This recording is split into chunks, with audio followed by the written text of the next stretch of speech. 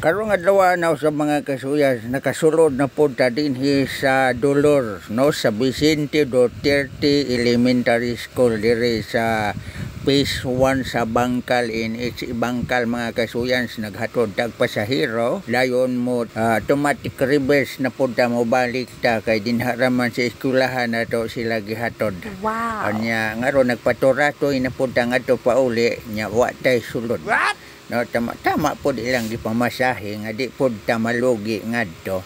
Pero hinay-hinay lang tawag dagan mga kasuyans kay malipat ka din hiputin daghanag kanto. So atong sundon ang atong baho, atong simhot-simhot lang atong giagian murag iro ba. Dayo muliko na punta din kay mo paatubang na punta ngadto sa highway ngadto padong sa Talomo area. Streeton lang gid na nimo siya mga kasuyan. No morning ato ang hulagway atong baliktaron. Ato lang gining streeton ni atong kalsadang gisubay dito gikan sa atong gilikuyan. So mo ni ang atong dagway nagmasmas lang ona ta kay portigid intawng inita nya abog. Nya sama siya kung gikaingon kining atong ilong nagkatiguang nagkahangad pod. So naanata dire sa tunga-tunga ngadto padong sa Phase 3 mga kasuyan. So makalusot na ta niini karon ngadto gikan tas Bangkal. So diutay gyud ang ato ang makuha nga pasahero tsamba-tsamba og way magtan-aw pwede ka mamunit dire pero nay magtan-aw ay kay pasagad kay malatiguhan gyud ka dire stricto ning tuda dire mga kasuyan. Di ka pwede makakuha sa ilang pasahero. Pero sila mamunit dito sa amo. Nga naman na. Te llamo para que vaya a recoger la paellera. So ato na lang ning padayon no, ni atong gistorya mga kasuyans. Kay po tinginita gis panahon na makita ninyo nga pwede intaw nga tinawas sa adlaw. Nagtutok nga rin nato. No? Odtong dako ni siya mga kasuyans.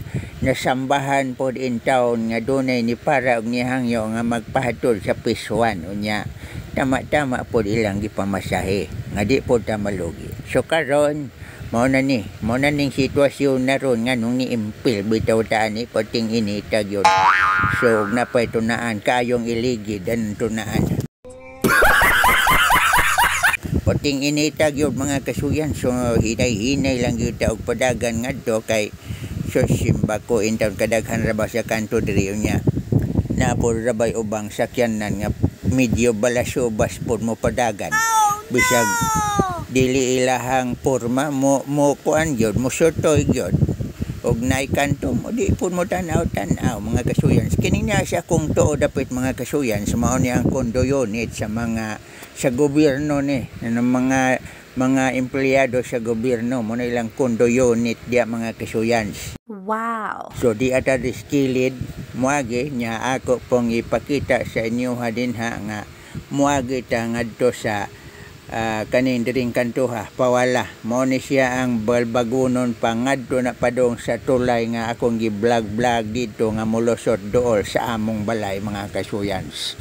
So nagpaturato ilang yapon tagdagan nya dinha sa unahan kaning kantuha muliko ta kay kining kantuha dire dili gini siya busy mingaw og awaa og gini dire dapita ikumpara nimo dito sa atong gi-streetan ngadto mao ra man gyapon tong lusota pero busy and didto daghang mga bata og daghang mga tao nga nagatapok-tapok nya dire kay wa gyud tao samay ni muliko na pud ta sa subdivision ni sa Phase 3 mga kasuyan sa NHA Bangkal.